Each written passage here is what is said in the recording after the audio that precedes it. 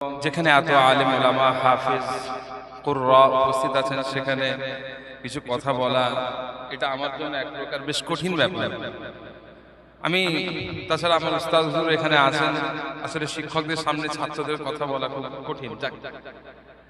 কোরআন শরীফের এই মাহফিলে যতজন কথা বলবেন সবাই কোরআন শরীফ নিয়ে কথা বলবেন, এটা স্বাভাবিক ব্যাপার। আমি কোরআন শরীফ নিয়ে কথা বলবো, তবে একটু অন্য দৃষ্টিকোণ থেকে। বিশেষ করে যারা এখানে মাদ্রাসার শিক্ষকেরা আছেন, যারা গার্জেন আছেন, অভিভাবক এবং যারা ছাত্ররা আছেন, সকলের দিকে লক্ষ্য রেখে কয়েকটা কথা আমি খুব সংক্ষেপে বলবো। সেটা হলো, একজন হাফেজ, যে ব্যক্তি কোরআনের হাফেজ, সে ব্যক্তি মুসলিম সমাজের কাছে আধ্যাত্মিকভাবে, ধর্মীয়ভাবে অত্যন্ত সম্মানের অধিকারী। এটা আমরা সকলেই জানি। একজন হাফেজ সাহেবকে তার এলাকার মানুষ, তার পরিবার, তার সমাজ অত্যন্ত শ্রদ্ধা করেন, অত্যন্ত সম্মান করেন। কিন্তু একজন মানুষের জন্য তার সমাজে সম্মান এবং শ্রদ্ধাটুকু যথেষ্ট নয়। বর্তমান সময়ে আমি এই যুগের দিকে তাকিয়ে একটা তিক্ত কথা আপনাদের সম্মুখে বলি। সেটা হলো যে আমাদের মুসলিম সমাজের, বিশেষ করে হাফেজদের মধ্যে অর্থনৈতিক স্বাধীনতা না থাকার কারণে আমাদের মধ্যে, বিশেষ করে হাফেজদের মধ্যে অনেক কঠিন একটা পরিস্থিতি আমরা লক্ষ্য করছি। বিশেষ করে যখন আমাদের দেশে গভর্নমেন্ট, সরকার এই সমস্ত শ্রেণীর, বিশেষ করে আলেম হাফেজদেরকে এত ছোট চোখে দেখে, সেই সময় যদি মুসলিমদের মধ্যে, বিশেষ করে হাফেজ আলেমদের মধ্যে যদি অর্থনৈতিক উন্নতি তৈরি করা না যায়, তাহলে সেক্ষেত্রে এই যে ইনস্টিটিউশন বা এই যে হিফজের যে খেদমত, এই খেদমতের সম্মানটা বজায় রাখা যায় না। একজন ব্যক্তি, আমি যেটা লক্ষ্য করেছি, একজন ব্যক্তি হাফেজ, আমি আমার আশপাশে দেখেছি অনেকজনকে যারা হিফজ কমপ্লিট করেছেন, পড়াশোনা করেছেন, এরপরে তাদের গার্জেনরা মাওলানা করার জন্য, আলেম বানানোর জন্য বা জেনারেল শিক্ষায় শিক্ষিত করার জন্য কোনো প্রতিষ্ঠানে ভর্তি করছেন। কিন্তু দেখা যাচ্ছে যে একটা বড় অংশ যাদের মেহনত করার ক্ষমতা আছে, আমরা জানি যে হাফেজদের মেহনত করার অনেক বেশি ক্ষমতা আছে, তাদের ব্রেন লোড নেওয়ার জন্য অনেক বেশি শক্তিশালী। আজকে একজন হাফেজকে, একজন প্রতিযোগীকে এখানে দাঁড় করানোর পরে এতগুলো মানুষের সামনে 4 জন থেকে 6 জন হাফেজ কারি তাদেরকে বারবার প্রশ্ন করছেন, এবং পুরো কোরআন শরীফের মধ্যে থেকে কোথা থেকে প্রশ্ন আসবে ছাত্ররা কেউ জানে না। একটা পুরো বিশাল মহাগ্রন্থ থেকে একটা আয়াত তাদের সামনে তুলে ধরা হচ্ছে এবং বলা হচ্ছে এই আয়াতে যে পৃষ্ঠা আছে সেই পৃষ্ঠা শুরু থেকে তেলাওয়াত করো, বা এই আয়াতের পরবর্তীতে কি আয়াত আছে তেলাওয়াত করো। যে মেন্টাল প্রেসার একটা হাফেজ নিতে পারে, এটা কিন্তু এই বয়সের অন্য স্ট্রিমের বা অন্য ধারার ছাত্রদের মধ্যে পাওয়া যায় না।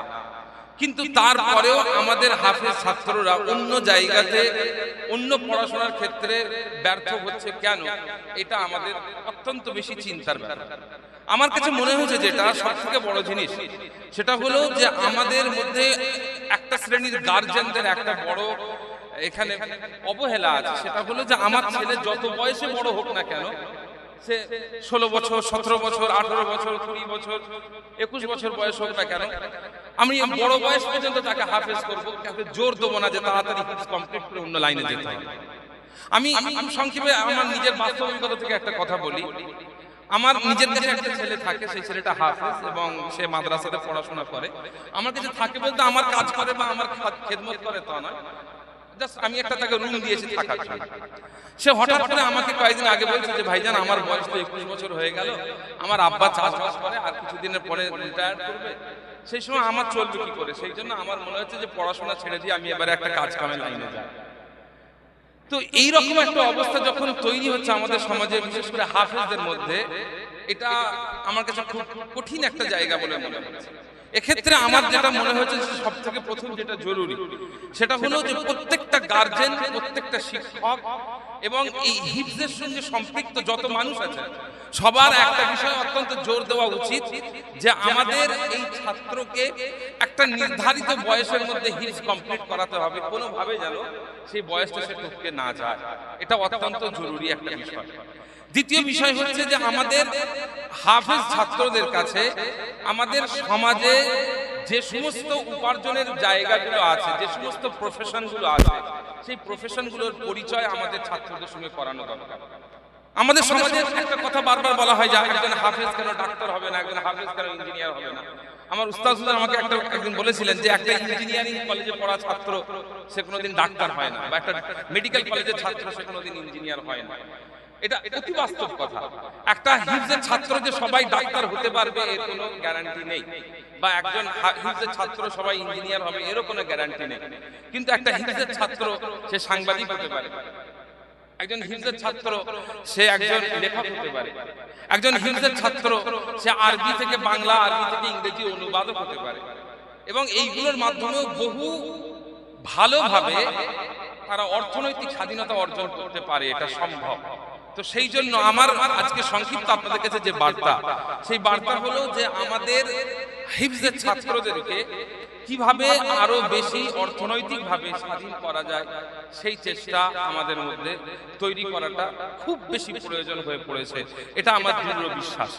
আরেকটা বিষয় এখানে উল্লেখ্য, সেটা হলো যে একজন হাফেজ ছাত্র হাফেজ হওয়ার পর সেই ছাত্রর আলেম হওয়ার সুযোগ সুবিধা অনেক বেশি বেড়ে যায়, এটা আমরা সবাই জানি। কারণ যার কাছে কোরআন শরীফ মুখস্থ আছে, ইসলামের সবথেকে বড় দলিল যার নিজের আয়ত্তে আছে, সে মানুষের থেকে ভালো আলেম আর কে হতে পারে?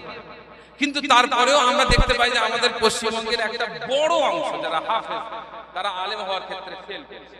এই জন্য তারা দেখা যাচ্ছে যে একটা মসজিদের ইমাম হওয়া, একটা মাদ্রাসার শিক্ষক হওয়া, যদিও এই প্রফেশন গুলোকে আমি ছোট করছি না, অসম্মান করছি না, কিন্তু এর মাধ্যমে তাদের যে পোটেনশিয়াল, যে সুযোগ, যে সম্ভাবনা ছিল, সেই সম্ভাবনার জায়গাটা ছোট হয়ে যায়।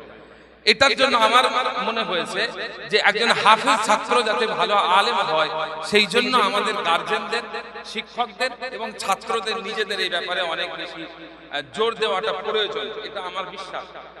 কেরাত একটা খুব গুরুত্বপূর্ণ জিনিস, এবং কেরাত আমি মনে করি যে ইলমের সাথে কেরাতের অনেক ঘনিষ্ঠ একটা সম্পর্ক আছে। কারণ আমি যখন হাদিস শরীফের মধ্যে দেখেছি যে সাহাবা একরামদের মধ্যে শুধুমাত্র কেরাতের পরিবর্তনের কারণে, কেরাতের পৃথক হওয়ার কারণে একটা বিষয়ে মাসআলা বদলে যায়। আল্লামা মুহাম্মদ আলী সাবুনী রাহমাতুল্লাহ আলাইহির একটা কিতাব আছে আত-তিবিয়ান ফি উলুমিল কুরআন বলে, সেই কিতাবের মধ্যে তিনি আত-তিবিয়ান ফি তাফসীরি আহকামিল কুরআন কিতাবটার নাম, অর্থাৎ এই কিতাবটার মধ্যে তিনি কুরআন শরীফের যে যে আয়াত থেকে আহকাম বের করা হয়েছে, মাসআলা বের করা হয়েছে, সেই আয়াতগুলো নিয়ে তিনি ডিসকাশন করেছেন। তো আল্লামা মুহাম্মদ আলী সাবুনী রাহমাতুল্লাহ আলাইহি তার প্রত্যেকটা মাসআলায় তিনি কেরাতকে তুলে নিয়ে এসেছেন এবং দেখিয়েছেন যে কিভাবে কেরাতের কারণে একটা মাসআলা চেঞ্জ হয়, একটা মাসআলায় উলামাদের মত বদলে যায় শুধুমাত্র কেরাতের উপর ভিত্তি করে। তো এখান থেকে বোঝা গেল যে কেরাত শুধুমাত্র সুরের বিষয় নয়, কেরাত শুধুমাত্র মানুষকে দেখানোর, বাহ্যিকভাবে মানুষকে দেখানোর বিষয় নয়, বরং এর ভিতরে একটা ইলমের গভীর সম্পর্ক আছে। তো আমরা যদি এই এতগুলো সুযোগ থাকার পরেও আমাদের ছাত্রদেরকে ভালো আলেম করা থেকে বঞ্চিত হয়, তাহলে এটা আমি মনে করি যে আমাদের একটা কমিউনিটি হিসেবে, একটা জাতি হিসেবে আমাদের এটা একটা পরাজয়, এটা একটা ব্যর্থতা। সেই জন্য আমি আপনাদের কাছে অনুরোধ করব, যারা এখানে দায়িত্বশীল আছেন, যে আমরা চেষ্টা করব আমাদের যারা হাফেজ ছাত্র আছেন, এত মেধাবী ছাত্র, এত সাহসী ছাত্র এবং এত এগিয়ে যাওয়ার ক্ষমতা রাখা ছাত্র, যাদের মধ্যে এত পটেনশিয়াল আছে, আমরা যেন তাদেরকে বেশি বেশি আধুনিক শিক্ষায় শিক্ষিত করতে পারি এবং ভালো আলেম করতে পারি, এবং এই ব্যাপারে আমরা যেন সিনসিয়ার হয়, আমরা যেন সিরিয়াস হয়, সেই চেষ্টা আমাদেরকে করতে হবে। আল্লাহ রাব্বুল আলামিন আমাদের সবাইকে তৌফিক দান করুন। সকলে বলি আল্লাহুম্মা আমিন। ওয়া মা আলাইনা ইল্লাল বালাগ। আসসালামু আলাইকুম ওয়া রাহমাতুল্লাহি ওয়া বারাকাতুহু।